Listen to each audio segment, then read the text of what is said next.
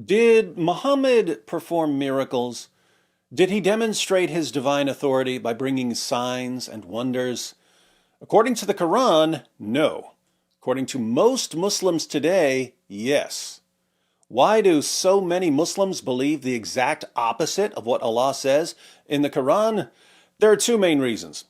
First, although Islam is officially the religion of submission to Allah, in reality it's the religion of submission to sheikhs and imams and dawagandists who lie for a living. So what Muslims hear about Muhammad is often very different from what the Quran says about Muhammad. Second, Muslims are familiar with stories about Jesus and Moses performing miracles by Allah's leave, and they really want to believe that Muhammad could do the same thing, even though the Quran says over and over again that he couldn't. So, who's right? Allah, who says that Muhammad was just a warner who brought the Quran, or the sheikhs and imams and dawagandists who say that Muhammad split the moon and shot water out of his fingers and flew around on a magic donkey?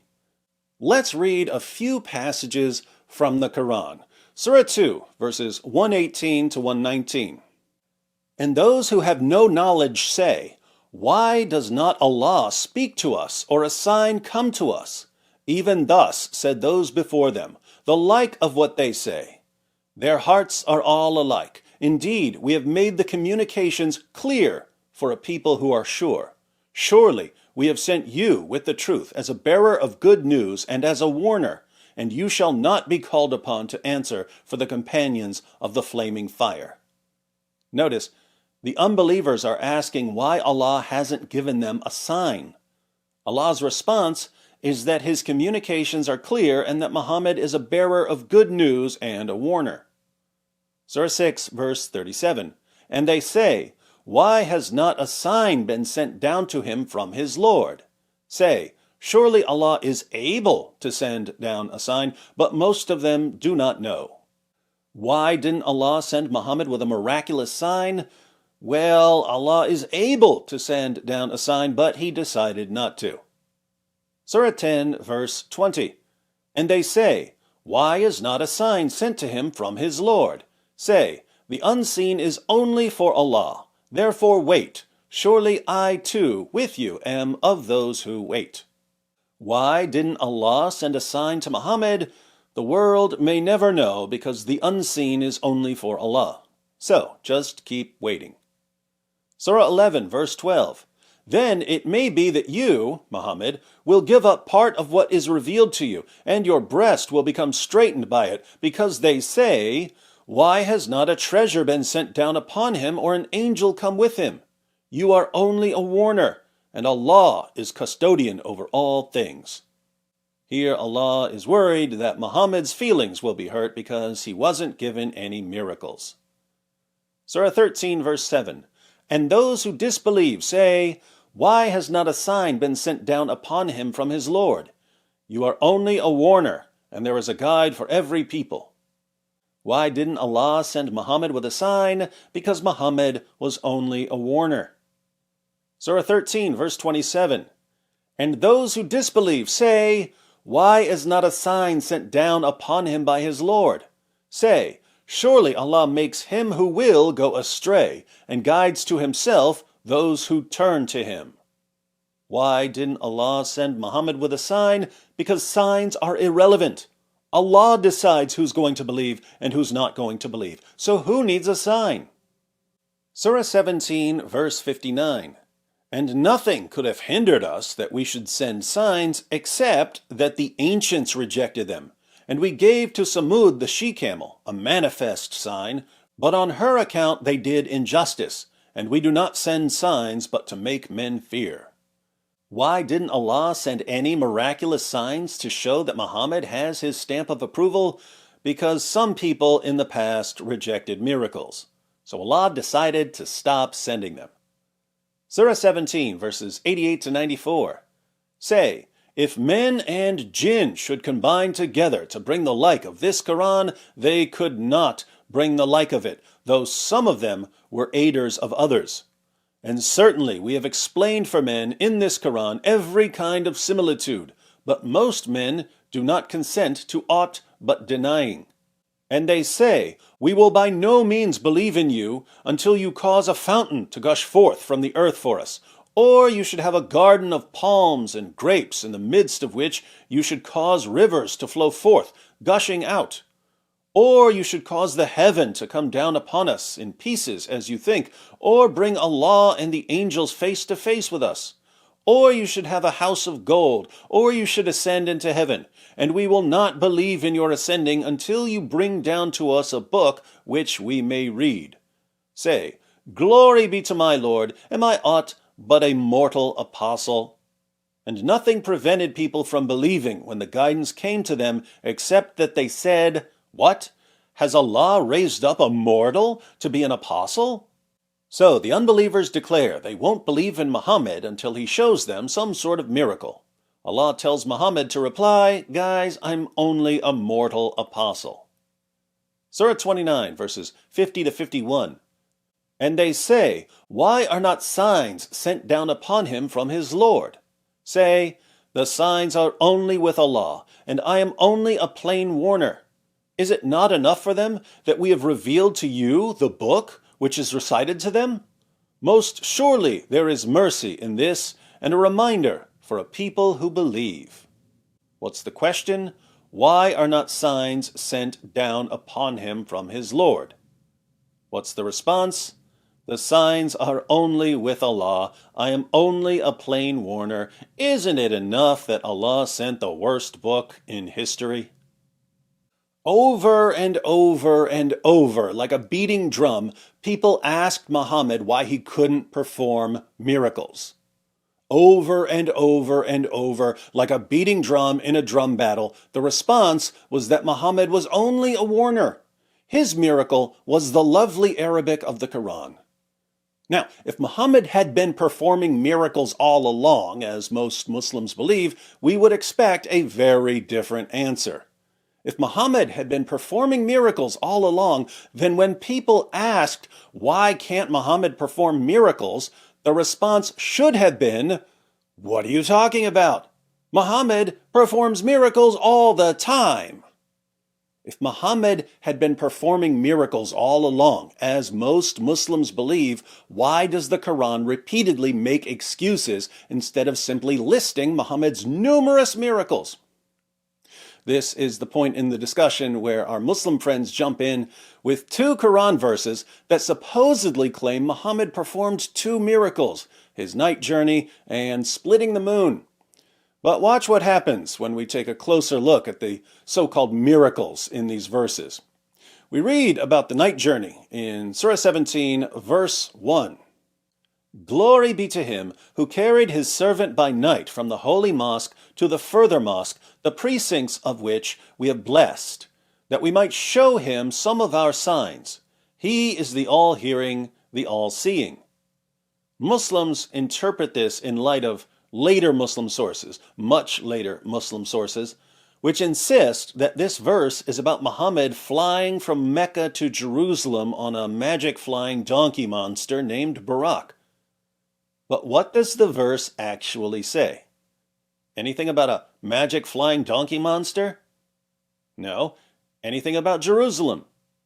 No. Anything about Muhammad? No. The verse says that Allah carried his servant. Who's the servant here? The only servant who's named is Moses in the next verse. Let's read 17:1 again, but in context. Glory be to him who carried his servant by night from the holy mosque to the further mosque, the precincts of which we have blessed, that we might show him some of our signs. He is the all-hearing, the all-seeing. And we gave Moses the book, and made it a guidance to the children of Israel.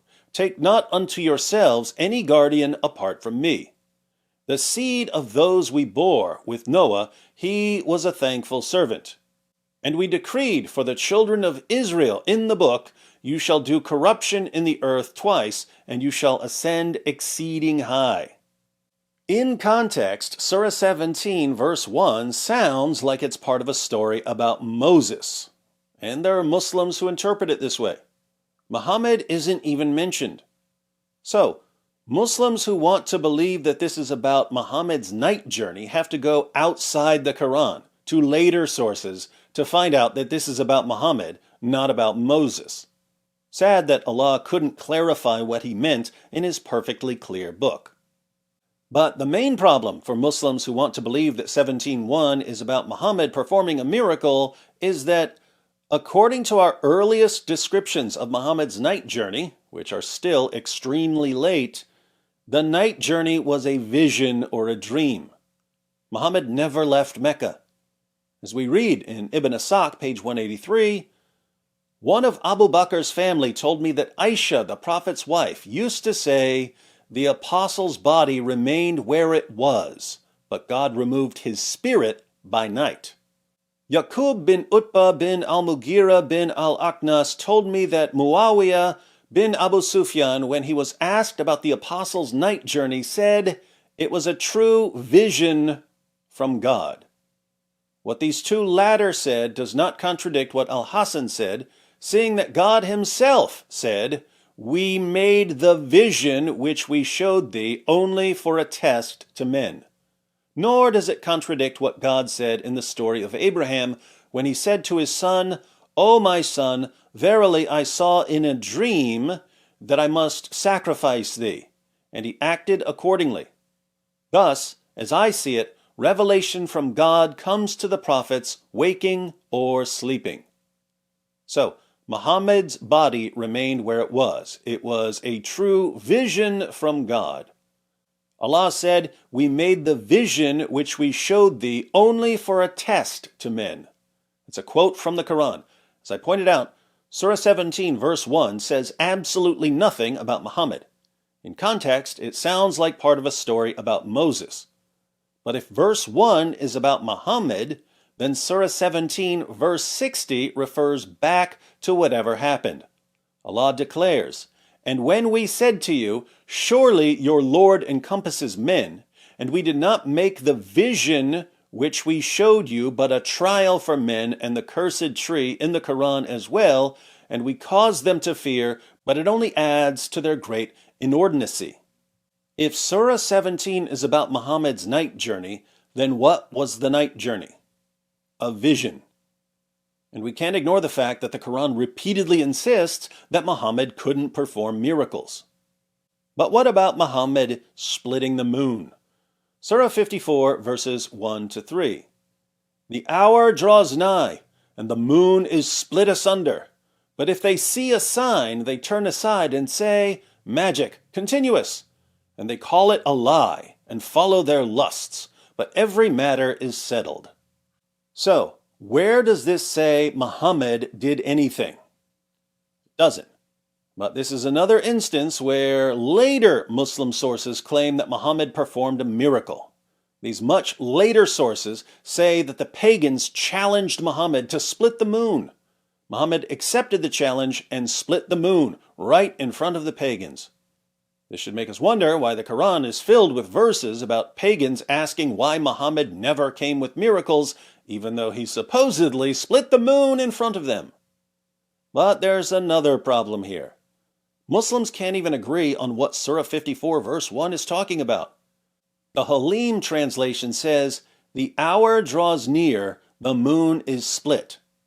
But there's a note which reads, "One of the signs of the day of judgment." The Arabic uses the past tense as if that day were already here to help the reader, listener, imagine how it will be. Some traditional commentators hold the view that this describes an actual event at the time of the prophet, but it clearly refers to the end of the world. And the Quran uses similar language about the end of the world elsewhere. So, some Muslims believe this has absolutely nothing to do with Muhammad splitting the moon. It's about the Day of Judgment. Here's the Yusuf Ali translation. "The hour of judgment is nigh, and the moon is cleft asunder." And here's Yusuf Ali's commentary. 3 explanations are given in the Mufradat, and perhaps all 3 apply here. One, that the moon once appeared cleft asunder in the valley of Mecca within sight of the prophet, his companions, and some unbelievers. Two, that the prophetic past tense indicates the future, the cleaving asunder of the moon being a sign of the judgment approaching. And three, that the phrase is metaphorical, meaning that the matter has become clear as the moon. That the first was noticed by contemporaries, including unbelievers, is clear from verse 2. The second is an incident of the disruption of the solar system at the new creation, compare 75, 8-9. And the third might well be implied as in Eastern allegory, based on the other two. Yusuf Ali thinks all three explanations may apply. That seems silly, since these are very, very different interpretations. So, pick one. He says that the first explanation, the moon splitting in the sight of the Meccans, is clear from verse 2. I don't think it's clear at all. Verse 2, even in the Yusuf Ali translation, says, "But if they see a sign, they turn away and say, 'This is but transient magic.'" Notice, this doesn't say that the Muslims and polytheists of Mecca saw a sign. It says, if they see a sign, they turn away. To me, it sounds like this passage is condemning the polytheists of Mecca for rejecting the Quran. It's saying, even if the day of judgment was approaching and they saw the moon split apart, they would just make excuses and call it magic, because that's what they do when the Quran is recited to them. In other words, it's like when Abraham said in the parable of the rich man and Lazarus, "If they do not hear Moses and the prophets, neither will they be convinced if someone should rise from the dead." It's saying nothing will convince people who refuse to accept evidence. The funny part is that we can reverse the criticism here. If a Muslim wants to believe that Muhammad performed miracles, and he clings to stories from more than a century after Muhammad's death because he believes his favorite dawah guy more than he believes what Allah says in the Quran, is there anything we can say to convince him that Surah 17 isn't talking about Muhammad flying around on a magic donkey monster? Is there anything we can say to convince him that Surah 54 isn't talking about Muhammad splitting the moon in front of the polytheists of Mecca?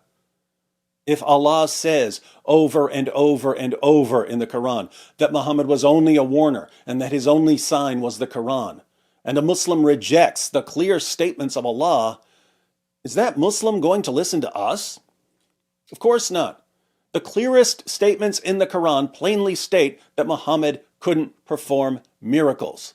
Muslims ignore all of these verses and go to two extremely confusing verses that don't even mention Muhammad, verses that are open to multiple interpretations, and they try to convince us that Muhammad performed miracles, even though they're contradicting what Allah says in the Quran.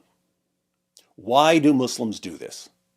It's for the same reason Muslims, long after the Quran, made up stories about Muhammad performing miracles and tried to force them into the Quran. We see the reason for making up stories in the Quran itself. When Muhammad claimed to be a prophet, people challenged him to perform miracles. He couldn't, so he made excuses. But the fact that these excuses show up again and again in the Quran is evidence that this was extremely embarrassing to Muhammad and his followers. Long after his death, Muslims started coming up with miracle stories. Turns out it was easier to make up stories about miracles than to explain why Muhammad couldn't perform miracles. Muslims today are free to continue this charade, but it's just silly to think that we're going to agree with them when their earliest and most authoritative source, the Quran, says the opposite of what they believe. At the end of the day, our Muslim friends are just jealous. They want Muhammad to be more like Jesus.